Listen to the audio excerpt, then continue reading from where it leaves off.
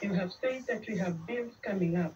It is true, we have bills that we need to prioritize, like the bill of the national housing. We have the universal health bill that is coming up, and many others. And of course, in this meeting, we'll be able to discuss the way forward, what we need to do as Parliament this year, how we are going to conduct the business of the House this year. And also as Kenya Kwanza government, it is a good time for us to know where we are at. Because as you know, when we took over the government, we encountered myriad of problems.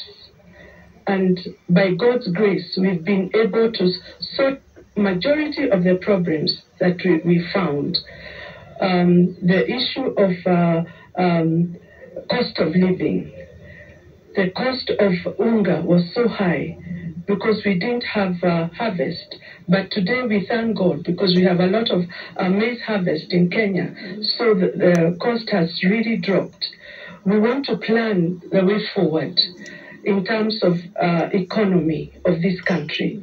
So there are a lot of things that we'll be here discussing with our president. There's also been discussion about a possible cabinet reshuffle following issues between some of the Kenya Kwanza leaders and the cabinet ministers, sharing words in public. So I don't know whether that is also to take place within the MPs. I don't think so, because that is a presidential prerogative. And let me say that we have CSS who are working very, very hard. And I feel that when someone is working, there's no need of changing. So, and the president knows very well who is working and who is not.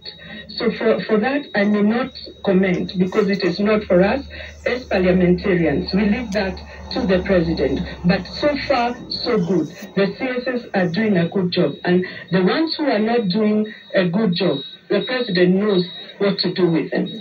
We understand that the housing, back to the national housing bill, it got into headwinds with the court when it was declared unconstitutional. So are you also going to deliberate on that when you are discussing in this meeting before you go back to Parliament? Yeah, but I want to tell Kenyans that these houses are not for the president, are not for us parliamentarians. They are for the people who are down there. And therefore, we are calling on the support of everybody, because we are saying that let everybody own a house.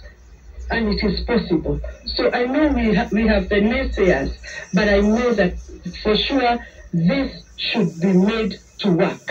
One final one. We saw during the public participation process, majority of Kenyans were not for the project. What are your thoughts on that, and what were the people of Nyandarua talking about or commenting about this housing project? The people of Nyandarua embraced it. You can go back and check. Majority of the people are embracing it. Why are they embracing it? For me, as Mama County, I love it because most of the youths in Nyandarua have been employed in this project.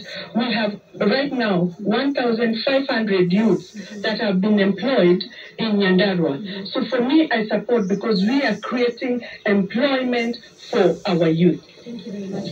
Well, there you go. That has been Faith Gitau, the women representative for Nyandarua County, just sharing some of the expectations from tomorrow's meeting. Also, what we know that we expect to be discussed in the upcoming parliamentary meeting is Raila Odinga's bid for the African Union Commission job, where he was going for the chairmanship. So the team from Kenya Kwanza are expected to come up with a common ground on whether they support his bid or not. Remember, just over the weekend, or in the former Senator Malala, as well as Silvana Sosoro, supported Raila's bid. So we're just going to follow up on this, and we'll keep you updated as updates will come. Melita. Well, thank you, Ruth Sarmoei, updating us from Naivasha. And of course, Ruth Sarmoei will be staying on that story to give us crucial updates on our subsequent bulletins.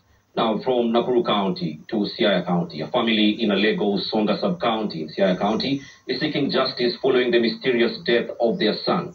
17-year-old Ian Lawrence Otieno, who was a student at St. Patrick's Segeremic Secondary School, is said to have been killed during a funeral night vigil. Zachary Nyakweba reports.